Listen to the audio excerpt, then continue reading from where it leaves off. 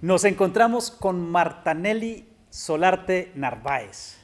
Estamos en un jardín precioso, en el patio de la casa, como esas casas antiguas, y estamos en el municipio de Linares, en Nariño. Bienvenida a este espacio en el que vamos a hablar sobre la historia del municipio. Muchísimas gracias y ustedes sean bienvenidos a Linares y a nuestra casa, que aunque tiene un gran vacío porque ya no están mis hermanitos, ni mi papi ni mi mami, pero son bienvenidos y es nuestra casa preciosa donde pasamos nuestra vida. Pues bueno, entremos a hablar un poquito de esa historia de este municipio de Linares. ¿Cuáles fueron sus primeros habitantes? Pues el conocimiento está plasmado en algunas páginas de las alcaldías anteriores y está relacionado con pueblos indígenas que son prácticamente familias de grupos de los Quillacingas ubicados en Nariño y luego que se desplazaron por diferentes regiones con base en la topografía, en la hidrografía de nuestro departamento. Pues aquí están los ubicados en aquel tiempo los abades. Claro, lo que pasa es que esta topografía nariñense y sobre todo por este sector, pues está lleno de unas montañas muy altas y de unos grandes cañones que la dividen pues, los respectivos ríos. ¿Cómo sería lo que ustedes tienen de conocimiento de contacto entre esas comunidades?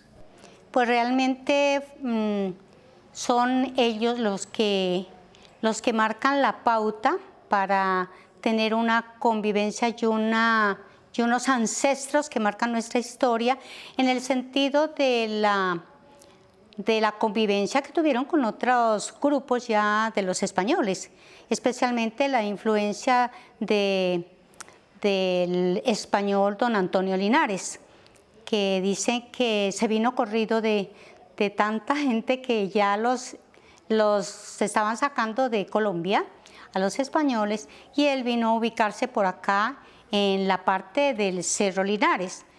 Y como el cerro estaba cubierto también por habitantes indígenas prácticamente los motilones y los Linares se unieron, el don Antonio Linares que se enamoró de una indígena de apellido Motilón. Entonces se enamoraron y allí tuvieron sus descendencias. Más aún, tenemos todavía aquí familia Linares.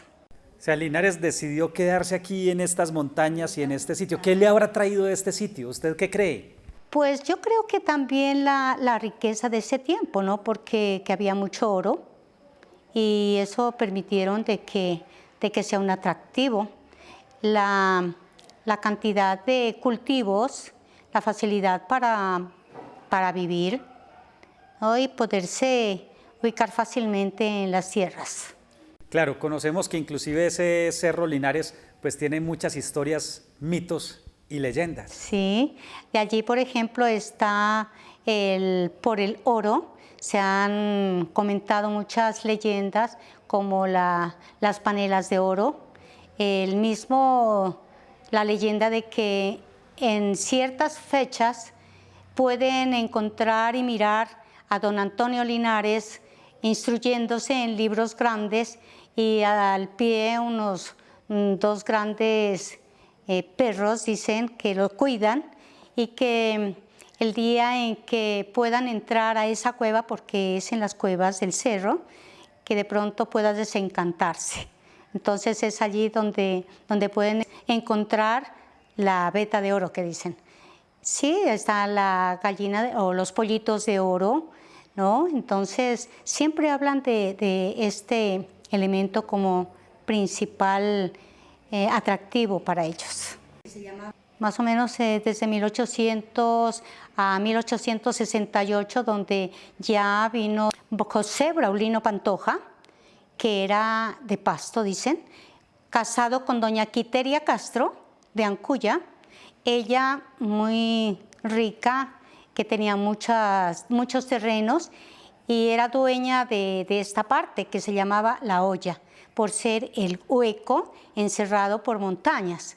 Entonces dice que vino con su esposo, don José Braulino Pantoja, y decidieron de que aquí se hiciera un pueblo. Y así fue, dicen que llegaron mucha gente desde Samaniego, Ancuya, Sandoná, Guaitarilla, y por eso también los apellidos, ¿no? Por ejemplo, nosotros los Solarte dice que venimos desde Guaitarilla, los Arcos y Dávilas de Sandoná, los Lucero, Figueroas dicen que es de Samaniego. Sí, entonces así fue como se fue poblando este lugar con diferentes familias.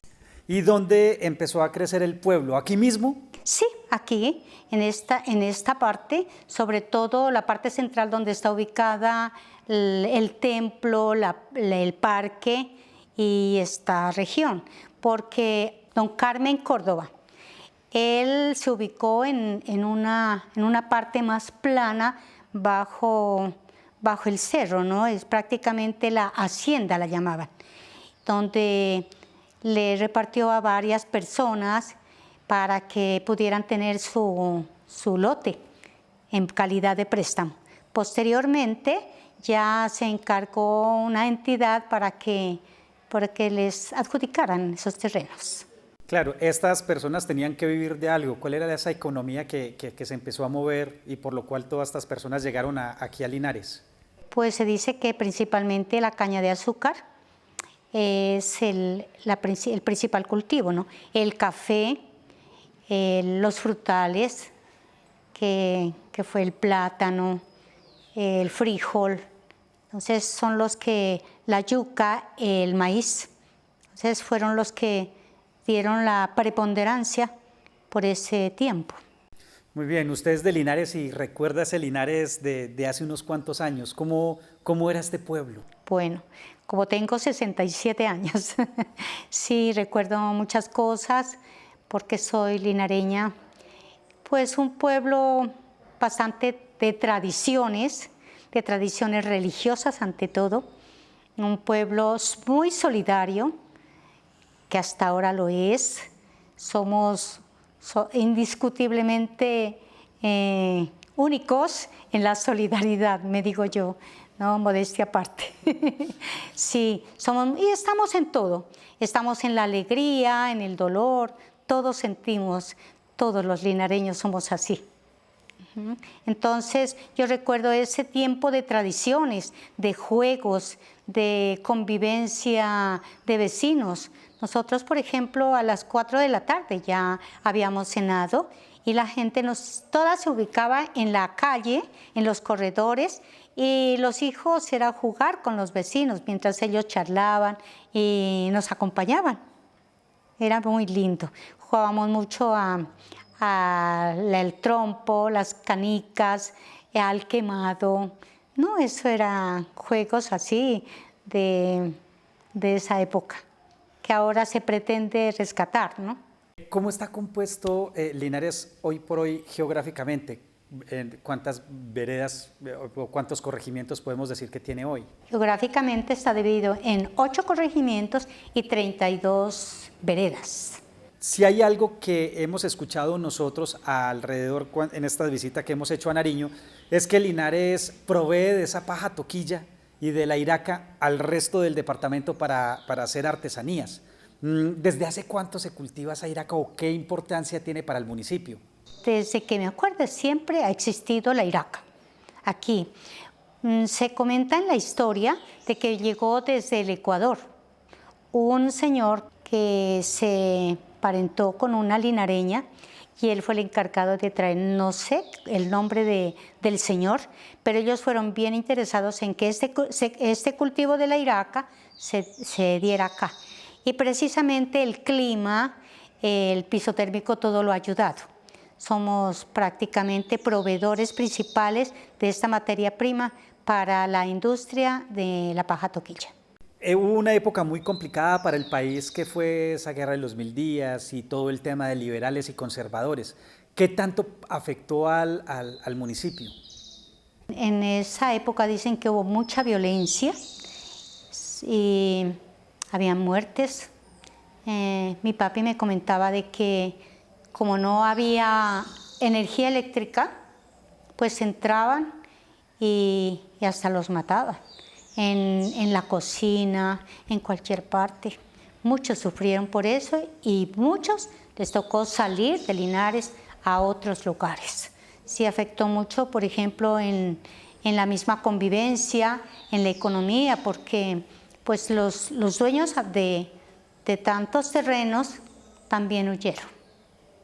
Claro, Linares era ¿de qué filiación? Pues eran liberales y conservadores, era igual. Convivían, pero fue entonces una época muy compleja. Muy compleja, sí. Entonces, allí pues dicen que los encargados como de hacer las paces eran los sacerdotes.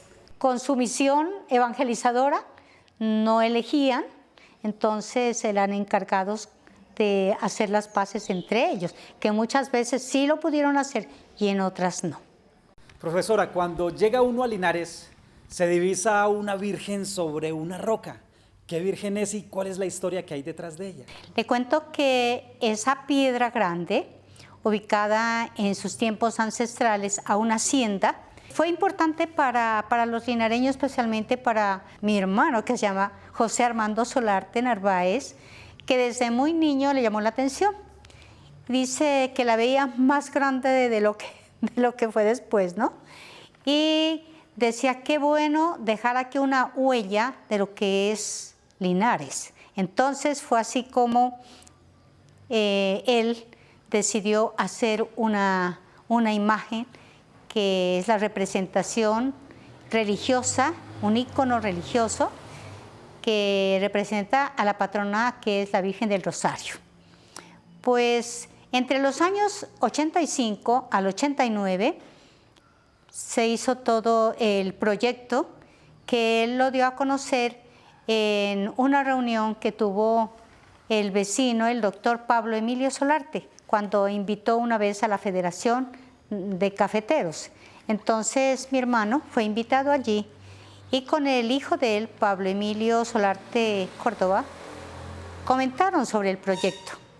Y en esa bebeta, digamos así, de traguitos, decidieron de parte de la Federación de Cafeteros a darle un apoyo económico de 400,000 pesos. Mi hermano pensó que no, pues era cuestión de trago, pero fue realidad. A la semana siguiente salieron a la capital, a Pasto, y decidieron darles ese apoyo. Lo comentaron aquí y siguió el proyecto comentándose hasta que la gente ya empezó a darle más ánimo. Hicieron en la alcaldía, en ese tiempo todavía no se hacía reconstrucción de ella, hicieron un festival donde empezaron a hacer cantos, bueno, tantas cosas para que la gente entrara y cancelara algo para ver estas actividades de entretenimiento. Entre eso estuvo cantando Luis Troya con su padre. Luis Troya, un personaje importante en la música, entonces fue así como reunieron los profesores y profesoras, reunieron dineros, hicieron colectas y así fue como se animó de que el proyecto se culminara. Primero entonces decidieron hacer un molde en barro en una tejería ubicada por acá en el camino a San Francisco. Se nombró una junta.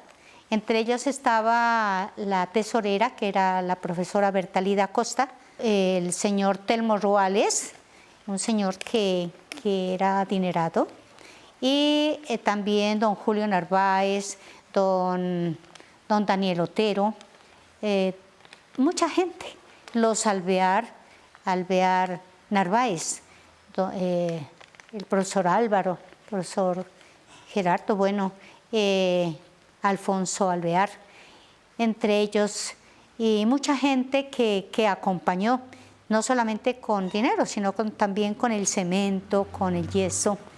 Bueno, en total se hicieron como 18 taseles, 18 piezas, y esas luego las fundieron en yeso. En total se fueron como 64 bultos de yeso con una cantidad de saquillas de cabuya. Ya después eso permitió de que se transitara a la piedra para hacer el vaciado en cemento. Allí pues la piedra es propiedad del municipio, pero alrededor los dueños eran la señora Rosa Pineda y su familia, quien amablemente dio permiso para que accedieran a todo el material y todo lo que se necesitaba.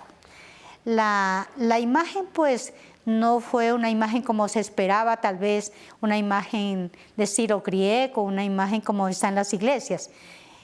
José Armando quiso plasmar en esa imagen la parte ancestral de nosotros como raza mestiza. Entonces fue así como la construyó, tiene una altura de 7,60 metros y fuera del pedestal, ¿no?, que es de 3 por 3 y 2 metros de altura. Pues hubo mucha gente, muchos jóvenes, entre ellos Rolando y Jorge Figueroa.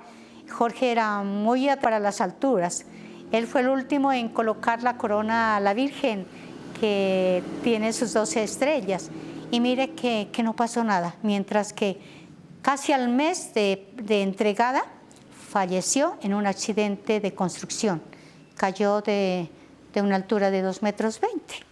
Mientras que acá pudo colocar a más de 10 metros. Pues la Virgen lleva sus ojos cerraditos y con una sonrisa inmensa, sus ojos cerrados, como esa representación de que los linareños hemos sido un poco dormidos en hacernos quitar las cosas que nos han pertenecido, ¿no? Entre ellos, por ejemplo, si ustedes ven lo de la paja toquilla, los honores se los lleva Sandoná, cuando nosotros tenemos la materia prima. Bueno, así, pero la sonrisa está en lo fiesteros, lo amables que somos, y esa es la característica que quiso imprimir. Y conocemos también que hay un pergamino colocado en la Virgen. En la cabeza se ha ubicado una botella con un pergamino dentro, donde se han registrado los datos de quién fue el sacerdote, el padre Luis Moreno, el alcalde, el señor Jorge Zambrano Erazo, el gasto que se tuvo, las personas que colaboraron y hasta una oración a la Santísima Virgen. Una cosa bella que pues si ya se destruye, conocerán también esa historia en esa prueba, ¿no?, que está en su cabeza la Virgen. Ajá. ¿Qué personajes podríamos destacar del municipio en su historia? A José Braulino Pantoja como el fundador, ¿no?, en 1868, porque posteriormente, a los 100 años, ya se creó la institución educativa Diego Luis Córdoba, como Colegio Mixto Diego Luis Córdoba, porque el municipio se creó ya en el año 1871 como municipio. La parte educativa al doctor Amable Córdoba Urbano. Claro. En el área de las artes, como todo Nariño, Linares también ha tenido personajes destacados. Claro, destacados por ejemplo, por la parte musical, por la parte de pintura y escultura, por la parte de artesanal. Linares es la cuna de artesanos y se ha podido manifestar en Pasto. Ya se hicieron hasta fuera de concurso con el maestro Roberto Erazo Otero. Entonces él fue hasta Francia, países europeos. También está pues mi hermano José Armando Solarte Narváez, quien con él hacían sus carrozas. Primero aquí, luego de que ya eran siempre los primeros, dijeron no, vamos a lanzarnos a la capital. Y así fue. Ellos hicieron juntos una carroza que se llamó Sinfonía por la Paz y fueron ganadores. Luego de Pasto se fue ya a Aguadas, donde allá ya también lo conocen muy bien y lo promocionan con el Festival del Pasillo, que precisamente ayer terminó y él construye las carrozas. Claro, en Aguadas Caldas. En Aguadas Caldas, sí señor. Muy bien. ¿Cómo ve usted a Linares para el futuro, mirando hacia el futuro? Bueno, pues un futuro promisorio siempre y cuando desde la parte educativa, la parte familiar, se pueda proyectar a los jóvenes en la parte de tener sentido de pertenencia, ¿no? Porque el sentido de pertenencia hace que la gente reconozca sus valores, ¿no? Que crea como propio lo que es nuestro pueblo. Y eso se lo está haciendo y se seguirá haciendo con las actividades como estas, que son preciosas, donde se proyecta desde otras ciudades, por ejemplo, desde Bogotá, desde los ministerios, cuando nos colaboran los gobiernos regionales, departamentales y nacionales, nos colaboran en la parte económica, en los presupuestos. Sí, entonces sí es importante. Pues sí, es un futuro prometedor, pero con ese sentido de que la gente ya tenga sentido de pertenencia y que no se olvide del pueblito donde vivimos. Qué bien, profesora, pues aprovechemos este espacio que brinda Colombia Bacana para invitar a los colombianos, nariñenses y también a los extranjeros a que vengan y conozcan este municipio tan hermoso. Sí, gracias. Qué buen momento para decirle que volvieran, que vengan y que la gente que ahora tiene acceso tanto a la tecnología pueda tener acceso, porque nuestro pueblo tiene una riqueza grande en valores, en topografía, en lugares turísticos, como por ejemplo, no sé si hayan conocido ustedes la finca de Dos Quebradas. En esa finca ya han llegado gente extranjera, gente norteamericana, francesa. Entonces, es un medio para que puedan llegar con facilidad, ¿no? Aunque sí invito al gobierno nacional a que le dé una miradita grande a nuestros pueblos, sobre todo del sur de Colombia, de Nariño, porque estamos muy olvidados. Y si ustedes llegaron aquí como por esas carreteras que son pues prácticamente caminos ahora, ¿no? Y por el tiempo en que estamos se han dañado demasiado y es difícil a veces transitar. Entonces los invitamos primero a eso, que nos coloquen la atención de parte del gobierno. Yo creo que con el gobierno de Petro tenemos muchas esperanzas y estamos seguros de que en este gobierno vamos a lograr muchas cosas.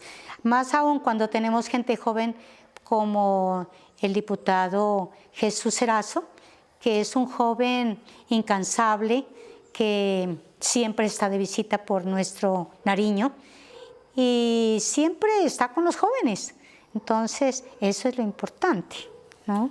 Que se pudiera hacer de esa manera y por eso los invito. Gracias.